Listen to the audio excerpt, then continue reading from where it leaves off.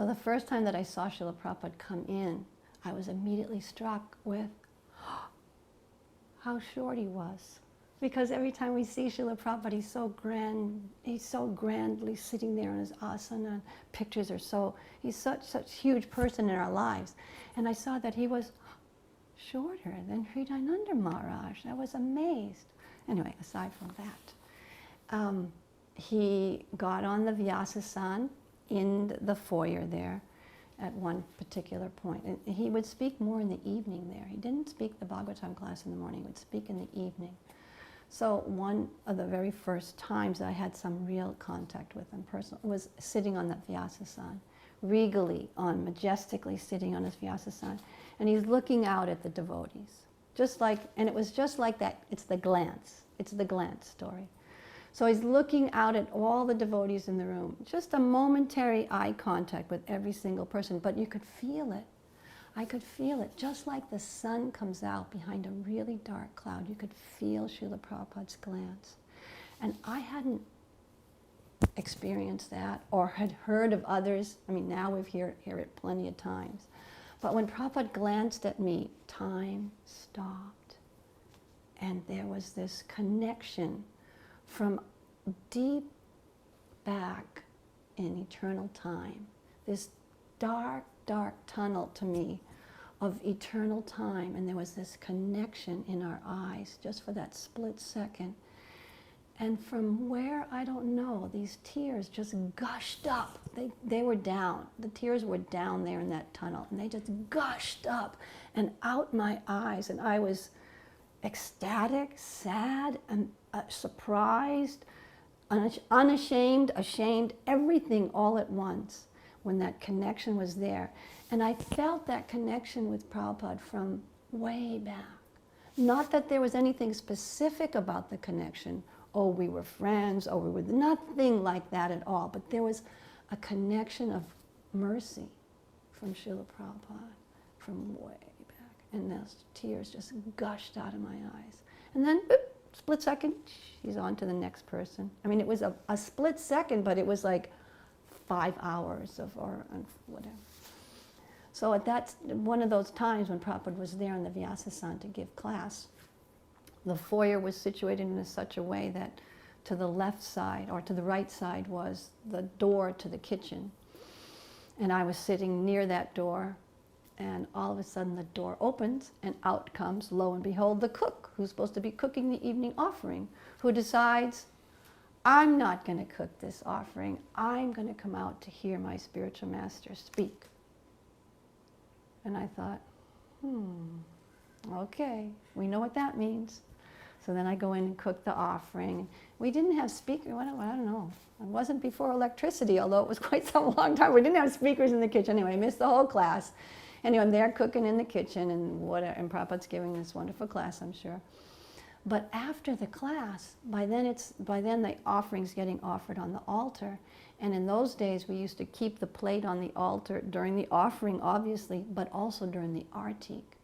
So Prabhupada finished his class. It was still the offering time, but he went into the temple room, which was empty, and paid his full dandavats in front of the deities, and we opened the curtains so that Prabhupada could, even though it was the offering, so that Prabhupada could see the deities and get darshan. And he took darshan very respectfully of the deities, went upstairs, and then a few minutes later, so the artik is started, Sita's doing the artik, I'm in the kitchen still. Shrutakirti comes down and said, Srila Prabhupada wants to taste the offering. And I said, but Prabhu, the plates are still on the altar. He said, well, go get them. Okay, so then I go in on the altar and I take one. They had beautiful marble plates in Mexico, big, oval, heavy, but beautiful marble plates. And I pick up one marble plate. Sita's there doing the offering. Oh, no, no, no. And I'm going, Prabhupada wants one of the plates. I want to taste the offering. I just take one plate off. And we put on a plate and we give some to Srila Prabhupada. And the next day, Shrutakirti said, Prabhupada liked the offering. He thought it was very nice. And I thought, so it's just one of these things how you see so many things in your life. Now you look back and you think, oh, that was, at the initial, like when the devotee comes out and says, I'm not going to cook. And you think, oh, no, my bad luck. But actually, it was a great blessing. But you don't see that usually right away. But you could see it in retrospect. So another story that happened, another little incident, it was a small little incident. So, and anyone who's been around where Srila Prabhupada comes, there's lots of activity, extra service, extra work, extra visitors, extra mess. So one day, we hear, Srila Prabhupada's going to do a tour of the temple, clean up all your areas. He's coming down in 5 minutes. 5 minutes. 5 minutes, what to do? So it seems to me, my experience in all the temples that I've been, that it's an age-old Hare Krishna practice, that anybody who makes a garland for Srila Prabhupada goes to the flower bucket and picks off the flowers that they want and leaves the stems and the half-picked flowers in the bucket. So you've got buckets of half-picked flowers and so many things. And that was in that same foyer, well, not the foyer where Prabhupada spoke, but the entrance to the kitchen. The door would open. There was what are those parting doors? Two doors that would open into the kitchen, a little pantry area, and then you'd go into the kitchen. So that pantry area had all the flowers and everything that we had, the buckets of flowers, all picked over, messy, everything. So I said, 5 minutes, he's coming. So I squished all the buckets to the side behind the two doors so that, you know, you come in and your visual is, at least straight ahead of you, is somewhat organized kitchen. So it doesn't take much to guess what Prabhupada did. When he came in, he opened the doors and immediately turned right around to the right and looked down at the buckets of the half-picked over flowers and said, "Who has done this?" And with great delight, all the devotees said, "The pujaris have done this, Srila Prabhupada." And Srila Prabhupada said, "These pujaris should be replaced." So, quite a crushing blow, but amazingly enough, and maybe it actually also shows how dull I was, I didn't feel crushed at all by it. I didn't feel crushed. It was just like, it was just another like ecstatic happening or relationship with Srila Prabhupada. And I'll also admit, I knew that they weren't going to just replace me because they didn't have anybody to replace me with. That easy. Anyway, so Prabhupada said, "These pujaris should be replaced." And then he goes further on into the kitchen, and in the kitchen there's a big pot on the stove, on a candy stove. So the candy stove is not elevated off the floor very much. The candy stove is, say, like 1.5, 2 feet off the floor, and then a pot that's on top of that. So maybe it's like 4 feet tall. But then again, Srila Prabhupada, being his stature that he was, he had to stand on his little, he had to stretch a little bit. Maybe he wasn't probably on his tiptoes, but still he had to stretch. He looked into the pot and said, "What is this?" And the devotee said, I don't know. Anyway, the devotee said, "It's lentils, Srila Prabhupada. Lentils, it's for the breakfast." Prabhupada said, "Lentils are for horses." And we had little stories like that, little tidbits of nectar like that when Prabhupada walked around. The impact on me was when Srila Prabhupada was giving a darshan. Now he would do that every day, but I didn't tune into that. I, had Didi, their schedule and cooking schedule and this and that. And I just was not so conscious of those things. But one day, Nanda Maharaj said, "Nanda, why don't you and Sita come up to the darshan this afternoon?" And I thought, wow, I never thought of that. So we go up to the darshan, and this is a darshan where it had been arranged by the devotees that Prabhupada would meet with the Cardinal of Mexico. It was a very big darshan. But the Cardinal was too unfortunate and didn't come. He just sent 2 representatives, 2 little peons, 2 priests. And these priests were particularly dull-headed. So by the time we got into the darshan room was full, and we, of course, sat in the very, very, very back. And we're looking at everybody's heads, and Prabhupada's up there, and the 2 gentlemen are sitting on chairs, and Prabhupada's sitting on his low desk in the front. And Prabhupada's not even interacting with these gentlemen personally. He's having, I think it was Pushta Krishna Maharaj, I believe, who was there with him, and Pushta Krishna Maharaj is reading a letter from the BBT party of how many standing orders of books they sold. Iowa University took 3 standing orders, and Minnesota took, and I'm thinking, okay, nice. And, it's going on, it's dry, it's very dry, and we're just sitting there. And then Prabhupada, he speaks. After some time, he speaks, and he gives a very brief description of Krishna consciousness, only covering 4 regulative principles. We follow this, we do this, we do this. And when he got to no meat eating, he made a comment, and this bullfighting, it must be stopped. Now, by that time, I probably had been in Mexico for 6 months, 8 months, maybe a year. I'm a little foggy on details, but for quite some time, I had no clue they had bullfighting in Mexico. I just thought it was only in Spain. Anyway, so Prabhupada had been there 1 day, 2 days, and he said, this bullfighting is very sinful, and you must stop it. And then he just briefly touched on the point there, and then went on to another point, and he mentioned how Jesus Christ is our guru. You can give us your churches. We can preach from the Bible about Krishna consciousness because we accept Christ as our guru, this and that. And then the men, they asked their questions to Prabhupada. They kind of got fidgety.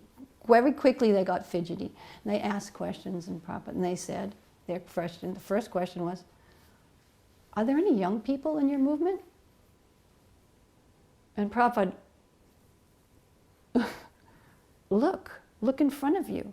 Look in front of you. They're all young people. Oh, maybe they hadn't noticed, whatever.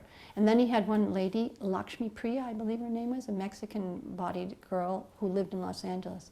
He had her speak. Tell them about Los Angeles. How it's a big church, and how it was empty, and now it's full of devotees, this, that. And then they looked at their watch and said, oh, thank you, sir, or thank you, but we have to go now. We have another engagement, and thank you for your time. If we have any questions, can we come and ask you? Prabhupada again gestured to all those devotees there. If you are very sincere, you can talk with me, but you can speak with them if you have any questions. And they said again, thank you, and they got up and left the room. But it felt like, so they got up, left the room, and it felt like that the man must have still had his hand on the door handle, but on the outside of the door, shutting the door, because the door just clicked. And Prabhupada broke into a big smile and a big laugh. He said, oh, not a big laugh, but, he chuckled. These are not true Christians. He said, did you notice? As soon as I said they had to stop their bullfighting, they left. And, I hadn't put 2 and 2 together, but for sure it was just like that. As soon as he mentioned that, a couple more things, and then they left. So then it got very sweet and very warm and very interesting. So at that time in South America, what had happened was Hanuman he was at least my first experience of a sannyasi who left that order and took Grihastha ashram. So that was like major at the time. And because he had been in Argentina preaching, and that's where Sita and Jagajivan had been, and so Sita and Jagajivan were my friends, and then he had trouble with them, therefore I immediately, just like it said in Prahlad's story, friends and enemies, I just immediately identified with my friends, and this person is not my friend because he's not friends with my friends. Anyway, so I had an attitude, I admit. And so he says, Prabhupada, should we put a picture of Jesus Christ on our altar? You said he was our guru. Should we put a picture of Jesus Christ on our altar and worship him? Prabhupada said, I have not said that. I have not said that. And then he asked another question. He asked, and this was, okay, just to get you focused in on the time, this was before Chaitanya Charitamrita had been published, so we had heard some of the stories, but we weren't so familiar with all of the stories. So he said to Prabhupada, I want to know if you've rejected me, just like Lord Chaitanya rejected Chota Haridas. So there I am in the back of the room thinking, now Prabhupada's really going to give it to him, and he's going to get really the sauce for all the trouble that he's caused and all the anxiety. I'm really glad he asked that question because no one else could give it to him like Prabhupada. And Prabhupada said, no, I have not rejected you. said Lord Chaitanya was God. And he can spread this movement all around the world, all by himself. But I am not God. And I am totally dependent on you for the help that you've given me. And I was like floored just to see how compassionate and how much love Srila Prabhupada had for all of us. And so, because the gentlemen had left, the two priests had left, some devotees had escorted them out also, to give them prasadam and take care of their needs or whatever. So at a certain point around this time, Hridayananda Maharaj turns around and he motions to Sita and I to come forward, because there's a space now in front of Prabhupada's desk. So we grabbed that opportunity and came forward, and we sat right at the corner of Srila Prabhupada's desk. And he continues to talk about Jesus Christ and Christianity. And so Sita, she had a question for Prabhupada, and she said, because Prabhupada made the point how Jesus Christ couldn't save his followers. He couldn't save his followers because his followers were so degraded. And so that just brought a question into my mind, how he couldn't save his followers. He's a pure devotee. Prabhupada's a pure devotee. Why couldn't he save his followers? So Sita asked, Srila Prabhupada, why couldn't Jesus Christ save his followers? And Prabhupada said, because they were so degraded. They were 10th class. They were very degraded people. And I still didn't get it, because I was just equating. I was thinking, pure devotee, there's one. They're the same. Prabhupada's the same as Christ. And, if we came so much later and we were so much more degraded, how come Prabhupada could save us? So I asked another question, but it just happened to be exactly the same words. But Srila Prabhupada, how come Jesus Christ couldn't save his followers? So, now we're really close, right? Right at the corner of his desk, and Prabhupada looks over at me. And gives me a look like you want to teach a 2-year-old how to add, but it's way above their head. That's the look I got from Srila Prabhupada. And he said, if somebody's a murderer, he's not a very good person, is he? And I said, no, Srila Prabhupada. He said, they were murderers. They were 10th class. And so Rohini Kumar, I think his name is Rohini. We used to call him Baladev. Anyway, he was there, and he said, Jai, all glories to you, Srila Prabhupada. You are so great that even though we were so much more fallen, you saved us. You are great, Srila Prabhupada, because you saved us. And everyone went, Jai, Srila Prabhupada. And he said, no, I am not so great. It is this Hare Krishna mantra that is great. So then Shruti Kirti said, Jai, Srila Prabhupada, you are so great because you have brought us this Hare Krishna mantra. And this Hare Krishna mantra has saved us. And you are so great because you have brought us that. And I saw Srila Prabhupada's cheeks get red. I saw them. They got red. He blushed. And he looked down. He said, oh, that may be so. It was so beautiful, his humility, his expression of, which I never would have caught that in the back of the room, I probably wouldn't even have heard those words. But anyway, he said, oh, that may be so. And then a kirtan had started in the background noise. And Shruti Kirti said, oh, Srila Prabhupada, it's time for you to get ready for your class, because the evening artik has started. Now it's time for you to get ready. So we knew that's the cue. We have to leave now. So we all immediately paid our obeisances. And Prabhupada said, just a moment, a little Bhagavatam. And he had a low bookshelf next to his desk. And he reached over, without looking, reached over and what appeared to be random, picked out a book at random, and what appeared to be more random, opened the book, and he said, you see, it says right here. And it was Kapila Dev instructing Devahuti, third canto, fourth part, about how even one of a low birth, born in a dog-eater family, if they've chanted Hare Krishna, they become eligible to perform sacrifices. So he was saying that. And years later, Srinanda Maharaj said that Prabhupada specifically said that for me after that pujari's had to be replaced incident. He said, he was saying that for you, just to encourage you. Anyway, it was a beautiful moment. So the quality, or the qualities that most strike me about Srila Prabhupada, it's not just one that stands out, but particularly his purity, his strength of character, and his determination. But his determination to spread Krishna consciousness all around the world, but his determination to save us. You know, hone in on each one of us. He never gave up on us. We were so incompetent in so many ways, and we demonstrated it innumerable times in front of him. And he very rarely was discouraged by that. He always thought of a way to, even if he had to give his chastisement like he did to me and others at different times, still, that's not where he left you. He never left you hopeless.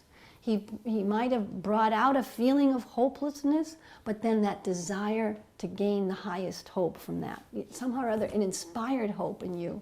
It didn't leave you on the ground. Prabhupada never left you alone, and never to this day do you feel that, left alone.